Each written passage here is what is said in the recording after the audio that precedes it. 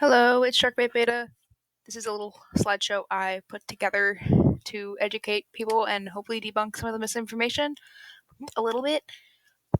But this presentation is basically going to go over things like what you need to know before you get the fish, some basic information, setting up your tank, things you're going to need, and some examples of proper tanks. And at the very, very end, I have examples of some neglectful enclosures. So, moving to the first slide, pet stores are really, really, really a bad place to get information. They really like to market fish as easy beginner's pets, but this is not the case. Fish require so much more maintenance than any other pets with needing clean water quality and the proper water parameters in order to survive. So, like, not with a dog. Like, you can have a dog and you don't have to worry about water parameters, right? Because it's a dog. But this is an animal that is living in the water for its entire life.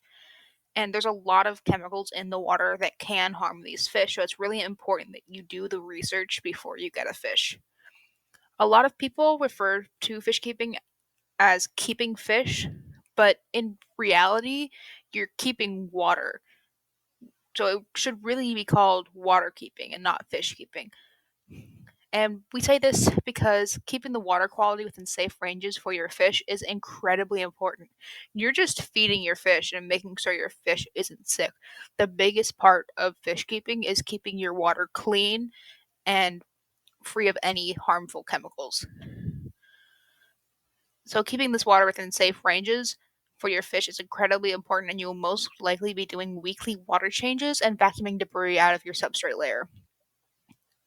The next most important thing is you are essentially creating an ecosystem that your fish will thrive in that mimics their natural environment as best you can to result in a happier beta and help reduce stress.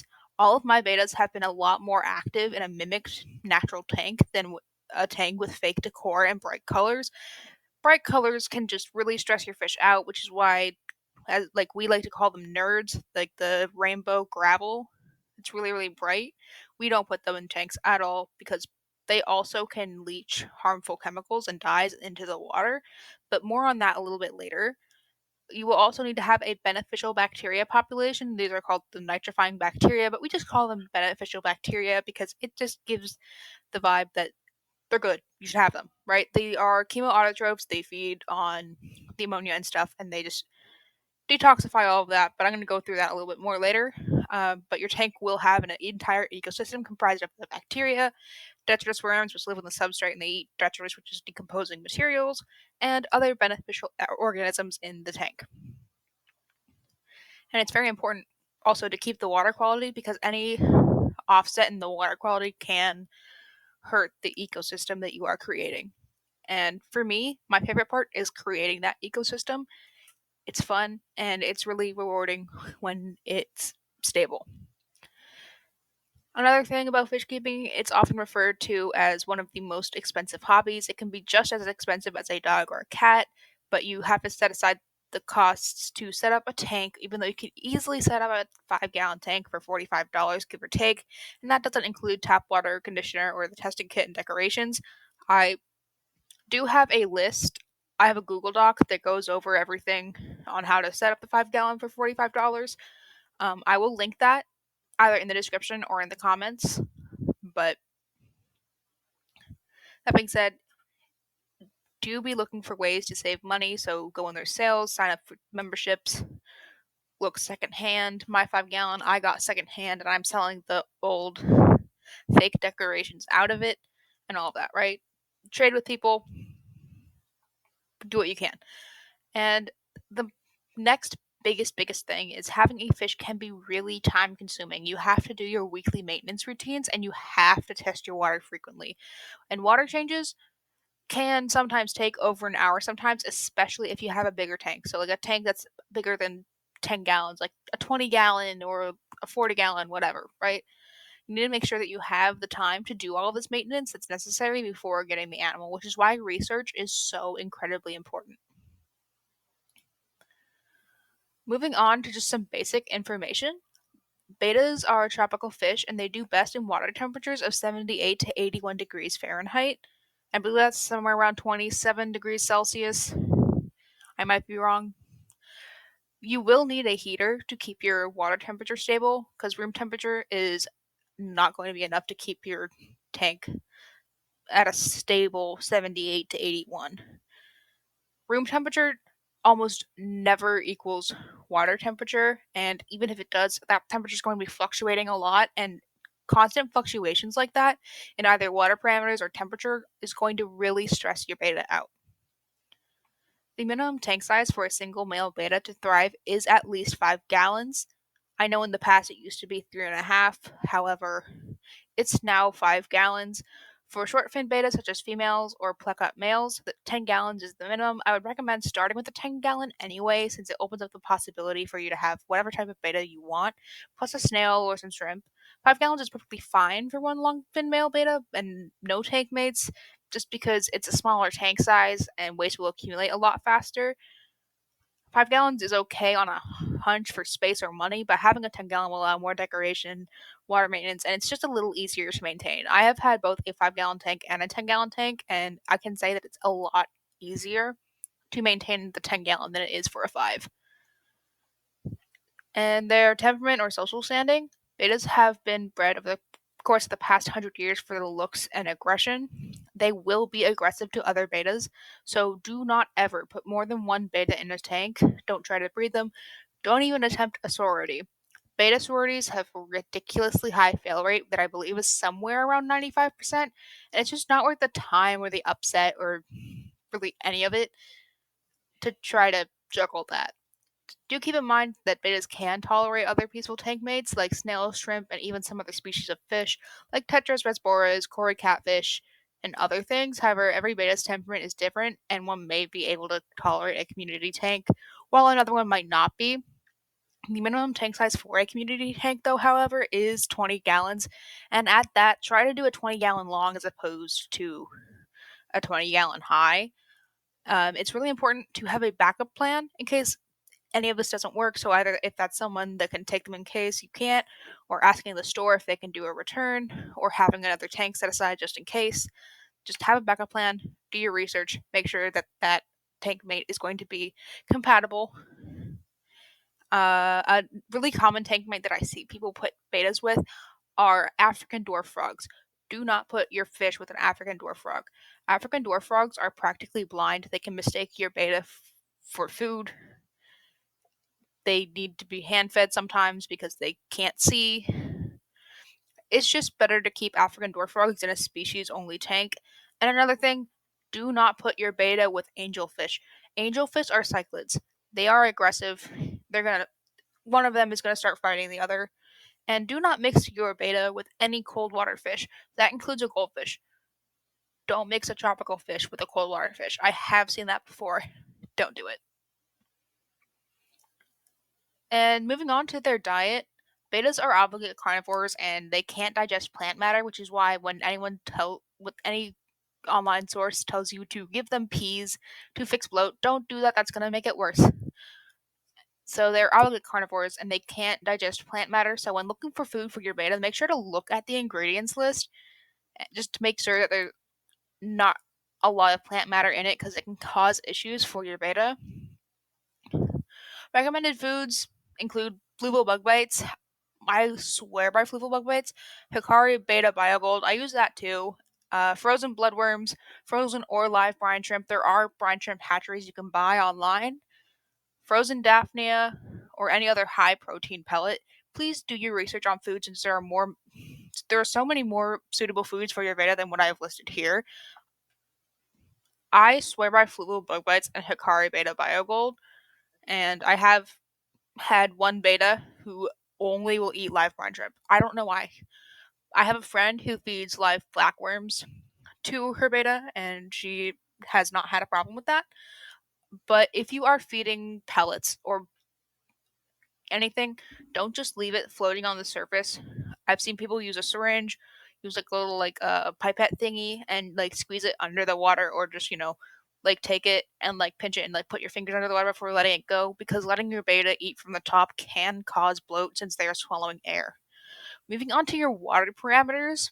Your water parameters should be 0 parts per million of ammonia, 0 parts per million nitrate, and 5 to 20 parts per million of nitrate. Anything above these levels can harm your fish, which is why it is so important to set up the nitrogen cycle in your tank.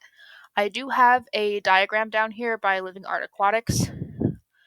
The nitrogen cycle takes the decomposing poop and uneaten food that has decomposed into ammonia, and they take that ammonia and detoxify it into nitrite and then into nitrate.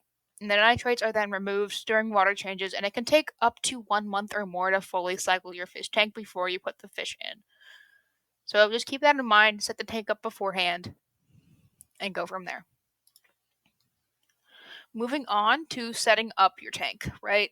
So when decorating your tank, it's really important to avoid any sharp decorations or decorations with small holes, as well as any painted decorations that the paint could flake off of. Always rinse everything before you put it in, so if you do have a decoration and it does start flaking, you will know before you put it in. Sharp decorations can tear your betta's fins, and your betta can get into and get stuck in anything that has small holes. So I've had that happen, unfortunately. It's not fun. He unfortunately suffocated, so just make sure that you either block up any small holes. If it's like a hide and it has any sharp edges, you could sand it down, but plastic plants are a big no. That includes that little plastic leaf hammock. It's sharp. Don't do it. You can buy a live Anubias hammock from Petco. That would be a lot better. I would recommend, using rock, driftwood, or silk and live plants to give the tank a more natural look. I swear by doing natural tanks, they look so much nicer. But, if you don't want to do live plants, silk plants are totally fine. Just be aware if you have driftwood in the tank that you will get tannins into the water. It's normal, it's healthy for the fish. If you don't like it, you can do a water change. It just tints your water a little yellowy brown color. And the driftwood will grow a biofilm for the first little bit. It's normal. It's just the beneficial bacteria colonizing onto it. The rocks can be sharp. However, I've not had an issue with any rock in my tank. You can get rocks from the Petco in the decoration aisle. I love making natural tanks, so I will always be biased towards a natural tank. Substrate is really important for your tank. It provides, more surface area for the bacteria to grow, and if you plant, you can, the plants will grow in there. Any undyed gravel, sand, or aqua soil is okay for your tank. I love to use fluval aqua soil. It makes planting so much easier. But if you are planning to plant your tank, just put some root tabs in your substrate. Just make sure you read the instructions so you don't accidentally overdose your tank with root tabs like I did and have to then take a pipette and just squeeze as much root tab out of the tank as you could. Silk or live plants are going to give your tank a more natural look. Just be aware that live plants can require more maintenance to keep alive. So if you wanted to start with some live plants, some easy low-tech plants to start with are Anubias, Java Fern, duckweed. Just be aware that duckweed grows like crazy. A lot of people don't recommend it, but it multiplies like crazy. It's really hard to kill. So if you want something that you're going to be able to keep alive, duckweed. It will get everywhere though.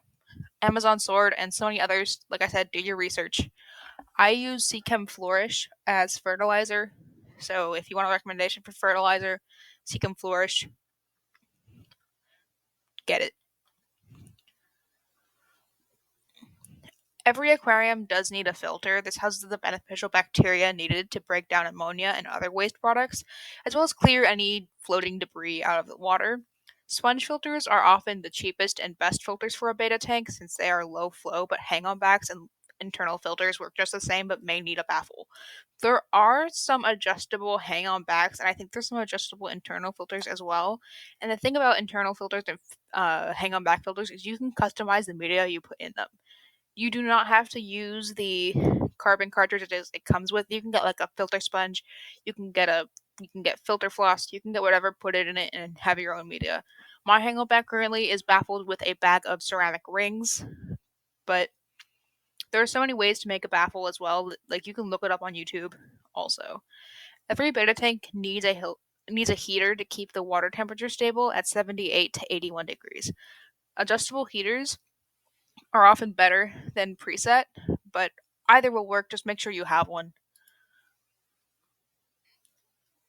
Some other necessities that you're going to need the API Freshwater Master Test Kit. This is going to last you a lot longer. It's worth the 45 to 50 something dollars that it is because it's going to last you a long time. I got my first one in like 2023 and I'm still using the same one. So just, it's going to be a lot more accurate than the test strips and it's going to save you money in the long run because you're not having to go out constantly and buy the test strips when you run out. Water conditioner is also really, really important. It's going to detoxify the chlorine in your tap water, any ammonia in the tap water, any, you know, harsh chemicals in the tap water that will harm your fish. I really, really, really, really, really recommend Seachem Prime. It's the best water conditioner I have used ever. So if you're going to get a water conditioner, use Prime. I kind of swear by Seachem products a little bit. So another one, if you wanted to do something like the API Quick Start, just don't. This does not mean that you can put your fish in right away. You still need to cycle your tank. This does not cycle your tank overnight. Seachem Stability is basically a bottled bacteria that you can use during startup to kind of kickstart your cycle. Another thing you can do is see if anyone around you has any used filter media that they'd be willing to lend you to get your cycle kick-started. You're going to need buckets. I recommend 5-gallon buckets so you can keep track of how many gallons are how many gallons. Home Depot sells 5-gallon painter's buckets. That's what I use. So I would recommend getting at least 2. And you're going to need a gravel vacuum. So you're going to need to, you know, that's what you use for water changes and that's what you use to clean the gravel. You're going to need one. Moving on to some tank examples. So these are all examples of a proper tank. The one down in the middle, down there, that's kind of a yellowish color. That's what tannins look like. It's completely normal. But as you can see, all of this is either gravel or sand or aqua soil. And, they're all 5 to 10 gallons and they all have plants and wood and rock. And a couple of them even have thermometers. I'd really recommend having a thermometer because you can easily check the temperature of your tank. So these are all some relatively good examples. Feel free to pause and screenshot these if you want to, but that's just some examples. Moving on to abusive enclosures. So these are all things that people will put their fish in. I see a lot of bowls, I see a lot of vases and stuff like that. So like these all aren't okay. And like the one down here that looks like a proper size tank, that is not because it is not 5 gallons. It needs to be at least 5 gallons to be okay. And as nice as one of these bowls looks, it's not appropriate. So, especially the ones with the divider, like that's just a problem waiting to happen. So all of these really aren't okay. Even if you have a plant in there, it's not going to help anything. Something like a bowl and any of this is really going to need a water change every single day, and that's really going to stress your fish out. And like I said, this one has the nerds that I was talking about. Um, as you can see, a lot of the betta in the one down here, and the bowl down here, and the uh, jar and the other bowl, they are clamping their fins, which is a big, big, big stress sign. And some of these are some examples of like things that are marketed towards beta. So there's beta bowls, and like there's like the beta two beta thingy, and then there's like the beta waterfall thing. So none of these are appropriate for a beta. So if you're going to set up a beta tank, go kind of off of this. You don't have to have, you know, everything like natural. You can put some decorations in there. I just prefer to limit as much fake things that I put in mine because I want to limit like flakage and chemicals into the water, but you totally can either go with like the natural scope of things or just be careful with what you're buying and make sure that nothing's flaking, nothing has any small holes or any sharp edges, and you should be good. So that is the end of my little rant on bettas. My TikTok is also Sharkbait Beta. I'll put that in the link as well. If you have any questions, feel free to message me there. My page is also a really good resource for that. But yeah, please continue to do your research and let me know if you got any questions.